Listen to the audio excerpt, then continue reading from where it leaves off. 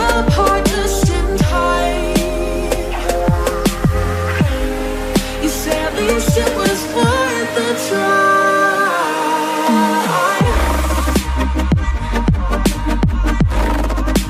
At least it was worth the try.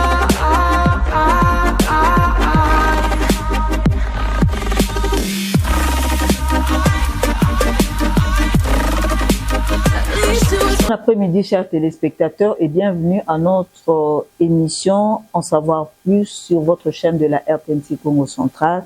Nous avons ce réel plaisir de recevoir pour vous, chers téléspectateurs, deux invités avec qui nous allons tourner cette émission. Nous disons d'abord merci à M. Pic Palace qui nous a donné cet espace dans la réalisation, dans la production et réalisation de cette émission. Nous sommes ensemble sur ce plateau avec M.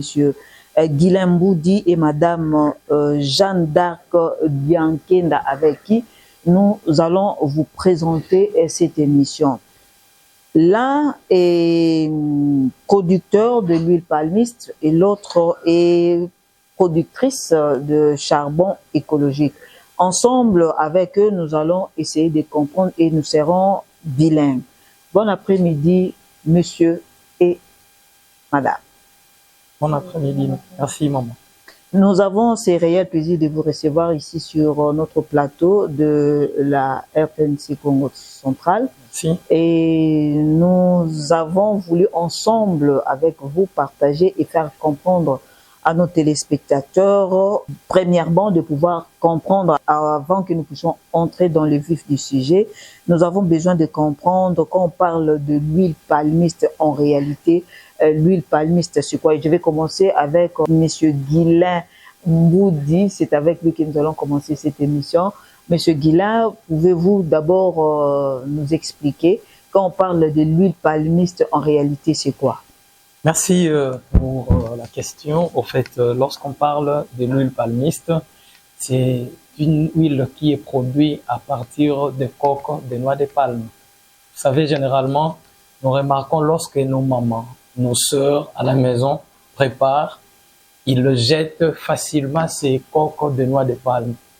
Et lorsque vous observez, vous allez remarquer que autrefois, les années passées, par-ci, par-là, il y avait trop de déchets de coques de noix de palme. Alors, nous sommes dit, il fallait proposer, donner une solution pour que ces déchets-là nous donnent un produit et un produit qui va aider d'abord la population dans plusieurs domaines. L'huile palmiste, une huile qui est vraiment bon, qui contient beaucoup de protéines et est utilisée dans plusieurs domaines. Dans la pharmacologie, il est utilisé dans les tradis modernes, il est utilisé dans nos maisons, il est vraiment important. Et c'est pourquoi nous nous sommes décidés de faire ces projets et de venir vous le présenter. Et c'est pourquoi nous sommes là très disposés à répondre à toutes vos questions. Merci maman. Merci Monsieur Guilain de nous avoir expliqué d'abord, vous nous avez aidé à comprendre qu'est-ce qu'est l'huile palmiste. Mais pouvez-vous nous donner un peu votre parcours, de savoir comment vous êtes arrivé à la production de l'huile palmiste? Merci pour la question. En fait, c'était pas facile d'y arriver parce que déjà de notre enfance, nous avions eu une maman qui travaillait. Okay. Elle travaillait, elle produisait dans la fabrication des savons. Et lorsque tout le monde a commencé à produire des savons à partir de l'huile de palme, maman s'est décidée d'améliorer sa production, d'améliorer évidemment la qualité. Okay. Et c'est par là qu'elle a eu l'idée d'ajouter, de mélanger l'huile palmiste avec l'huile de palme. Et le produit qu'elle produisait là avait une qualité supérieure par rapport aux autres. Et moi, à cette époque-là, j'ai aidé maman à la fabrication, au mélange, même à la vente. Et après cette époque-là, nous avions étudié, on est allé à l'ISTA, on a terminé les études, nous sommes revenus à Matadi, il fallait se prendre en charge. Et puisque l'huile palmiste était vraiment rare, très rare, Et c'est de là que je m'étais dit, je m'étais inspiré. Si aujourd'hui, je me disais que je produise, d'abord, je vais faciliter les producteurs des savons. Et de deux, je vais faciliter nos mamans qui croyaient que l'huile palmiste était précieux, spécial, l'or, parce que ça ne se voyait vraiment pas dans le marché.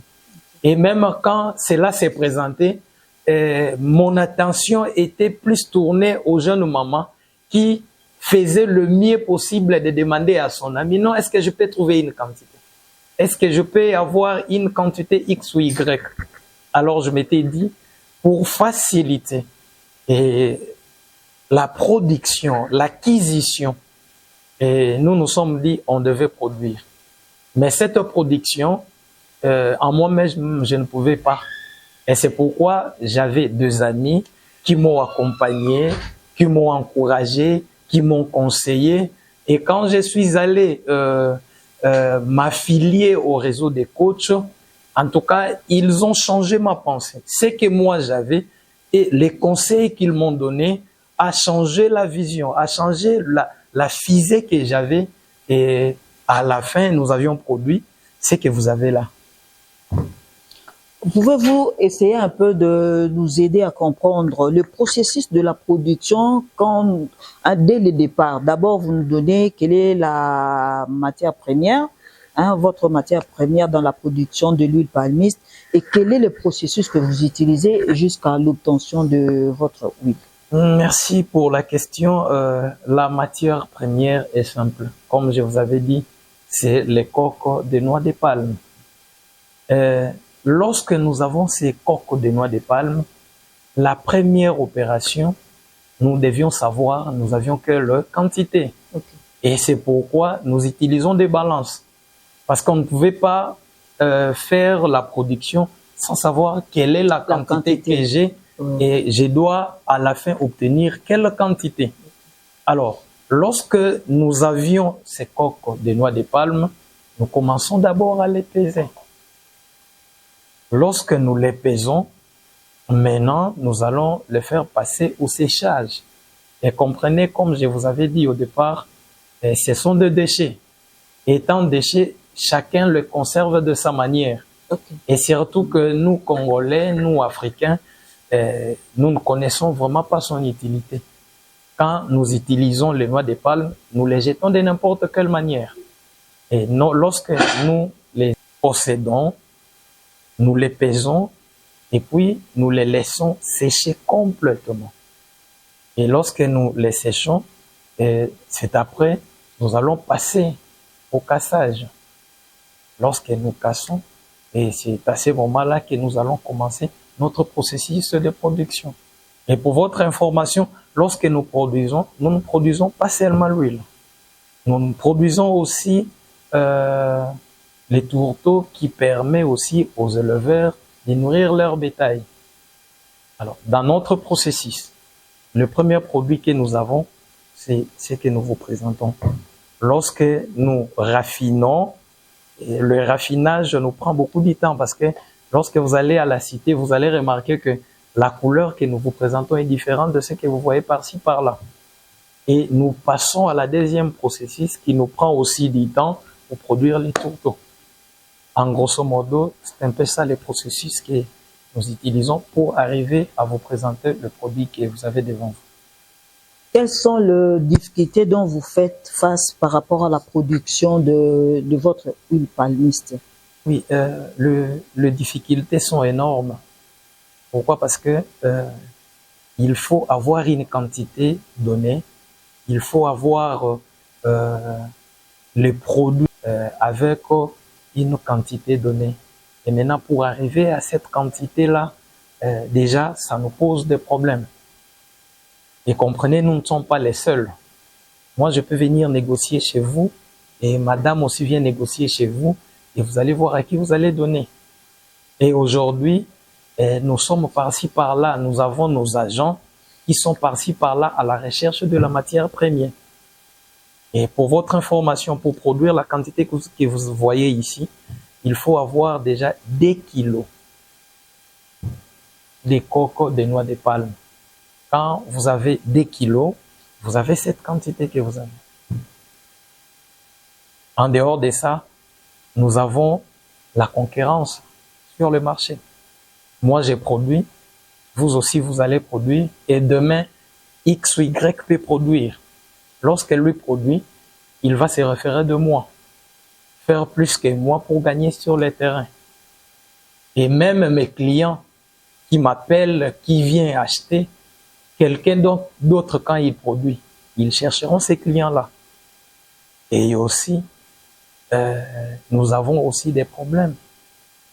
Jusque-là, nous nous battons pour produire une quantité qui va suffire à la demande. C'est un peu ça, quelques difficultés que nous avions, les principaux difficultés. Merci, Monsieur Guilain Boudi. Est-ce que vous pouvez aussi nous aider parce qu'il y a certaines personnes qui produisent des histoires, des huiles, des aliments et consorts de produits finis obtenus à partir de X ou Y produits, mais ne savent pas vraiment faire le marketing sur ça, c'est-à-dire définir un peu le bienfait de ces produits qu'on a entre les mains.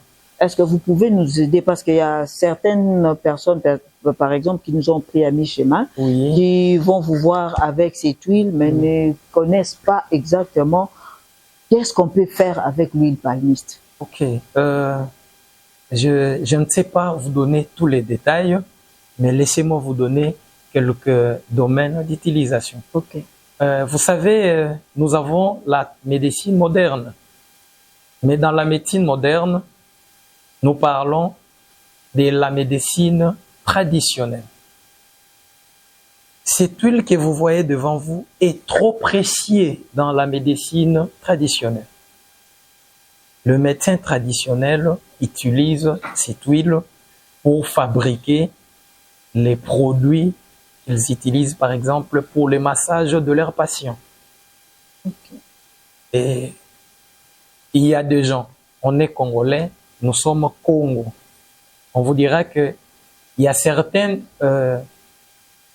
amis qui connaissent des problèmes des os, par exemple. Il a été soigné à la médecine moderne et ça n'a pas marché. Mais quand vous allez chez le médecin traditionnel, ils vont prendre ces produits. Ils vont le mélanger avec d'autres produits qu'ils ont et produire un produit qui est en train de battre plein sur le marché. Et quand nous allons dans l'industrie de la coiffure, cette huile est précieuse et préférable à nos mamans. Parce que avec la chevelure, cette huile vous donne des résultats positifs. Merci, Monsieur Guilain, chers téléspectateurs. On était avec Monsieur Guilain qui nous a démontré la fabrication de l'huile palmiste, communément qu'on appelle mafuta indica. Pour ceux qui ne savent pas que mafuta indica, il y a un de huile palmiste. Donc, Monsieur Guilain nous a démontré avec beaucoup de détails le processus de fabrication pour l'obtention de l'huile palmiste. Nous allons nous tourner de l'autre côté avec Madame Jeanne d'Arc.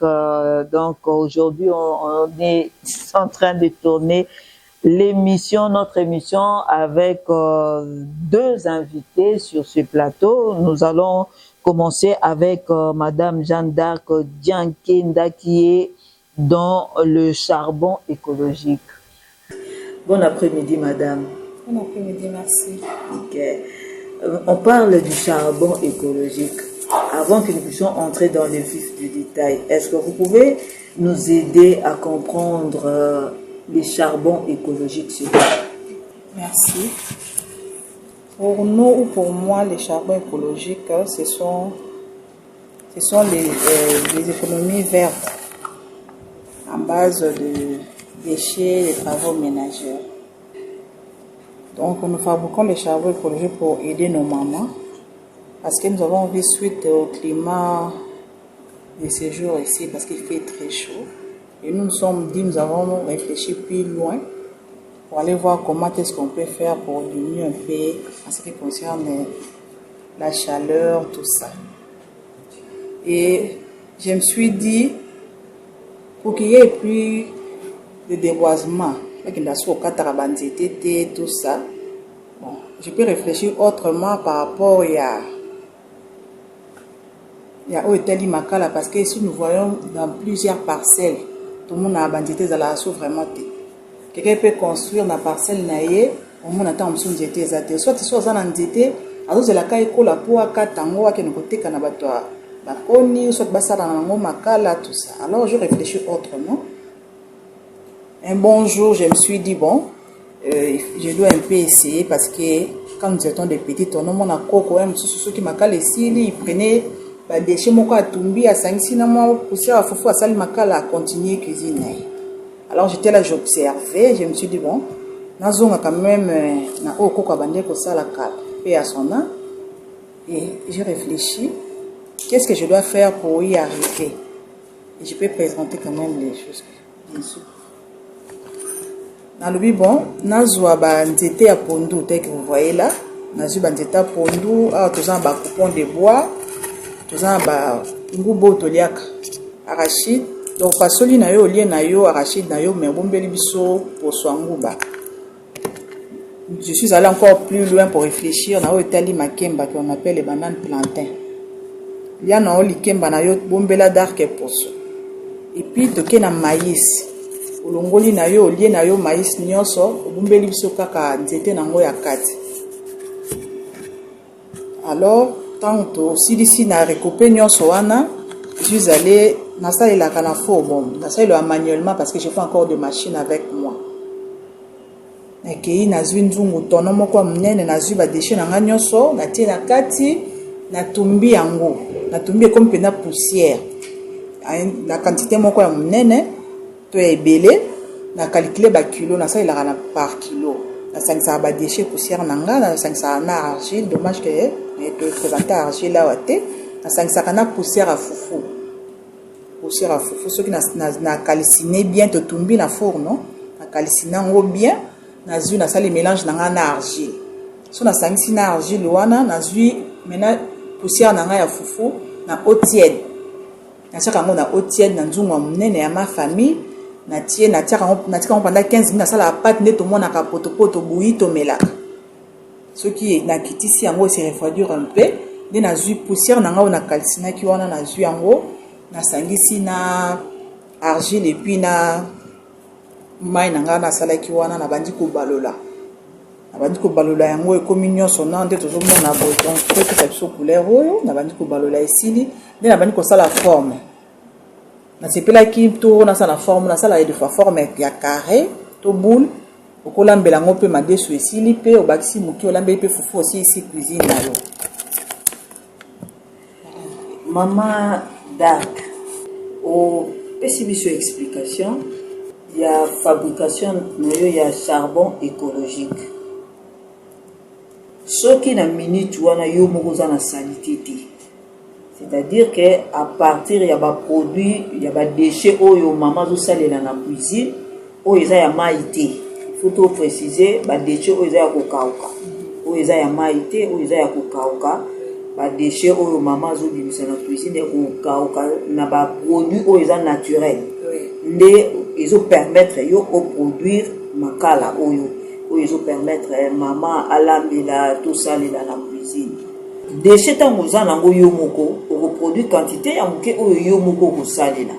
Siko ce qu'il faudrait que au banda siko ko produire quantité oyo X ou Y à kokipe ko salela, c'est-à-dire ozo tata moi c'est ya sengi dark pesanga moi makala opesi.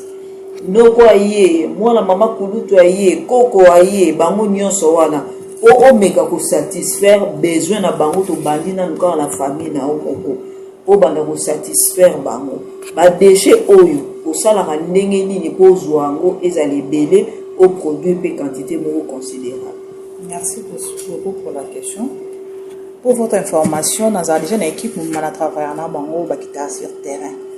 Parce que net les sango, ils ont la saison. Nous bapé, ils ont la saison. Pour nous, on a biso malgré tout ça, mais bakendara déjà dans le village où ils ont pembeni à ville na biso ya matadi. Na sala ka ba stock, na stock kaka. Na tinda bango ba récolter ba matière ba ye nango na stocker. On a rupture ezalate. Donc ezala saison ya maïs ou pas, on a déjà na nini ngai. naza na ba maïs na ngai naza na ba poso nguba na ngai donc eza na équipe mobimba uniquement bakendaka ba sombi soit balokoti parce que tokomna na moko somba te bakei balokoti yango ba ensemble yango ba sur transport bazongeli biso na dépôt babombi yango siko basalaka ndenge nini ntango bakomaka kuna bayaka kaka tozozwa badeshe bien boyokanaka ke moni badeshe ntango bokosala biloko boye badeshe wana bobombela biso bastoke ebino équipe na otango ekoma bango barécupere. Merci toza na bandeko baza kuna mpe bayebi deja mosala nasalaka babombela ngai bamatière na ngai babombela ngai deke soki bato bakomi bakendaka barécupere donc village mingi village awa na Lukimba bayebi deja ke notamment na produisaka ba charbon écologique babombela ngai na saison nete sikoyo boye deja ndenge ebandi masango boye bazolia na bango bazobombaka bazotiaka na basaka. Okoki koyebisa biso badeshe oyo bango bakendaka kozwa est-ce que boza na catégorie moko boye ya badeshe oyo bodéterminaka ke deshe oyo ezo faire partie ya économie verte oyo tokoki kozwa mais deshe oyo x tokoki kozwa y tokoki kozwa te.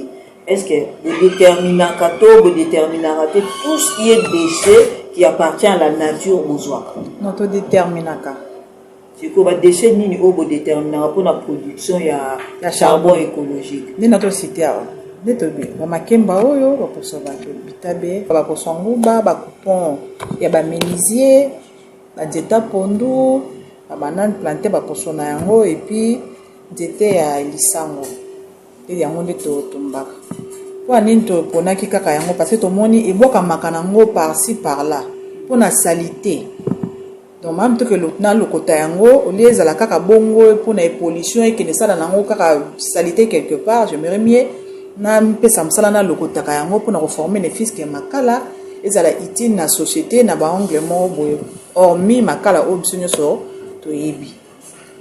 siko charbon écologique na bino siko il faut koutiliser neti oyo osali babulu wana soki bandeko bakomona déjà charbon écologique yango oyo siko charbon écologique moko ekoki kobelisa combien de verres à madiso to il faut kotyango ebele fo kotyango mo ebele ndeka tolambela makala fo kotyango mo ebele donc okotya ata 7 boules 7 otie opelisi moto na yo po eza makasi sila vraiment noki te olamba madeso mpe ebeli mpe malembo ozobakisa obakisa vraiment ya quantité ebele te omonaki avec 10 boules ou 11 boye omonaki non en tout cas kozala satisfaite na cuisine na yo siko ezalaka na inconvénient moko te peut-être ke eko excès kosalela yango mingi soit ecréer mwa bombe moko boye est ce que ebimisaka mpe poussière ndenge bamakala normal oyo biso tosalela ebeli aza différent.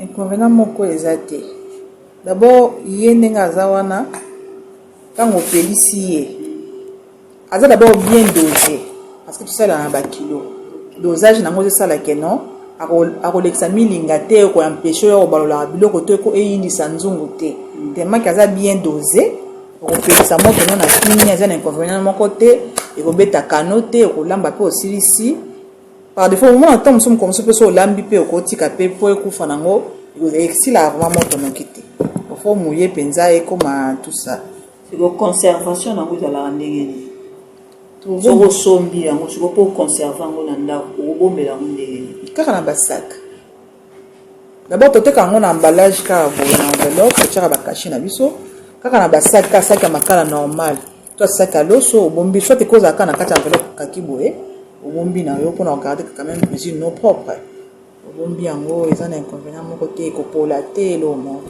siko mama yebisa biso nano eloko nini emotivaki yo obanda kodio bacharbon écologique? Bon, eloko motive nga nde na ote koexplike basalité surtout bango batumbaka makemba wana makemba na ye asisi kotumba abwaika bon moto olia lisango na ye asilisi abwaika na balabala ateti monguba na ye abwaki ete oyi kozwa likamisi ole babwakaka na nzela batikaka salite na ville na biso malamu tomopesa misala tolokotaka yango tocreye eloko mosusu ke tolete pise na assainissement ya ville na biso ya Matadi. Merci pour nous lutter dans l'assainissement. Il y a ville à Matadi. Je crois que maire de la ville Ayoki a reçu pour lutter dans l'assainissement. Ndenge azo salisa misala pe.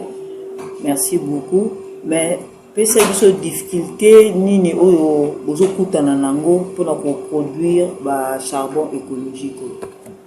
Bon, difficulté mususu kutana nango eza nende tozoloba. Soki neti bokatisaki te bokende koluka ba déchet na biso oyo. Ta mosusu mama mosusu azotumba makemba na ye oke ko solliciter ye soki oye kozwa omona azobanga na ye. Bino bozala boye kozwa baposo bitabela biso oyo nga mwana te kasu na nsima na yo ezali. Donc faut vendre na convaincre ye te mama nasalaka makaya ya des fois faut otambola na charbon na soit otia ta mibale na sac bozolakisa ye. Ta mosala nasalela ba déchet yango. Ok, peut-être que moment mususu ya kosango bandemo même ba menuisier même.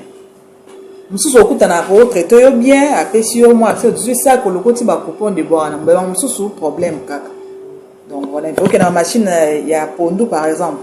Ole ba bois kande ba bois kaka wana olingo lokota ba mono lokone ti mutali boma mais mususu sunga bango pour que ta soane ezala quand même propre. Donc la difficulté mususu okutana nango yangwana et puis tant aussi ça ko sala boye parce que to ka usango na moi. Surtout dans la saison ya mbula boye c'est un peu difficile koti kango libanda bosuka kaka matange bandi et poli on a vraiment mona ko reprendre à zéro soit to komona ile ko sa ki baby donc so de bien ceux qui likolo vraiment indi koti kango libanda tout c'est des péchés kende ozipango sachet okaye pour la thé. Maman Jeanne d'Arc en tant que moi si lobani ni ozana ngo pour koyebisa bandeko basi ko bazolanda yo par rapport à la production de charbon écologique. En tout cas, na bandeko basi na kosenga na bango nano bazala vraiment ba femme moko sage na ba foyer na bango. Ekoza mko mususu pe azangi moyen ya kosomba makala ndi yango toleki boye tomika pe ko expliquer ndeni tosalaka yango. D'elle-même aussi ya koloba zo mwa initiative ya kolokata quantité ya mokie par exemple à ça la paix pour casser sa cuisine. Mais ce qui est impossible à comprendre était à mon moyen exacté à contacter Bisso parce que tu peux ça rappeler peut-être ma formation à contacter Bisso tu vas expliquer des n'a pas que ça là pour que l'objet ça plus malam pour naïe na foyer. Bandeko ba on a besoin de charbon ndeni ba ko ça là pour contacter. On a contacté ngai nazana avenue route nord et Kinshasa arrêt tomate wana nde na produisaka ba biloko na ngai soki baye wana nakokuta ngai je peux donner mon numéro de téléphone c'est 085 863 1200 085 863 1200 et le contacter ngai. Merci Mama Dark to zongeli ndeko Guilin azali jeune na osepela opesa conseil na ba jeune oyo balandi yo parce que comme on a jeune lokola yo na kati ya production ya huile palmiste oyo to benga mafuta ndika mutu mususu akoboya yango na motema moko abi mafuta ndika kolokota ba ndika eza salite mais yo ondimi yango olokota bandika pour que produire mafuta na matadi ngeke muzona melange s'adresser na bampangi na ulanda nge c'est message musingeli na pesa na ba jeune par rapport ya kisalu ngena kusala mukena ku encourager pe ku féliciter tete ba jeune nyonso ina muke monaka na balabala ana kutambula ana teka maza ana sala cirage mukena ku féliciter ba parce que to memanga be to chômage to memanga be to kulomba to memanga kuiba.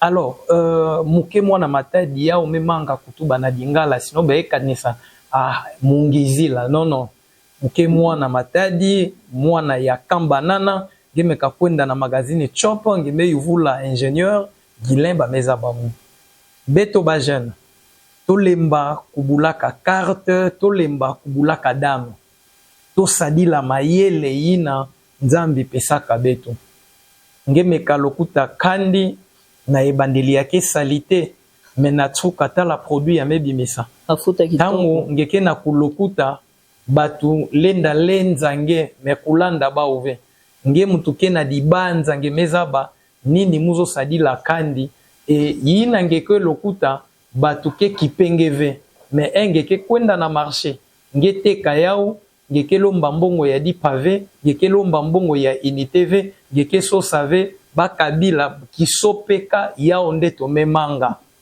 nge jeune garçon ngeke bogar ngeke na vie ya sopeka lemba kuiza tolongisa nge nini ngelenda sala sa mumbazi munu me produire nge me produire ina kuna me produire et économie ya ba famille ya beto vie sociale ya ba famille ya beto ya me changer sa munge baka munu yake facile Okay. façon me tubila beno muke mwana matadi mwana ya kambanana kanangike na magazine chop kuma na institut mambote yuvula ba coordonnées ya ingénieur Guilin bakepe sange mais sa munge baka munu facilement baka bik na papier numéro ya munu ya oyai 085 63 13 360 me bandila 085 63 13 360.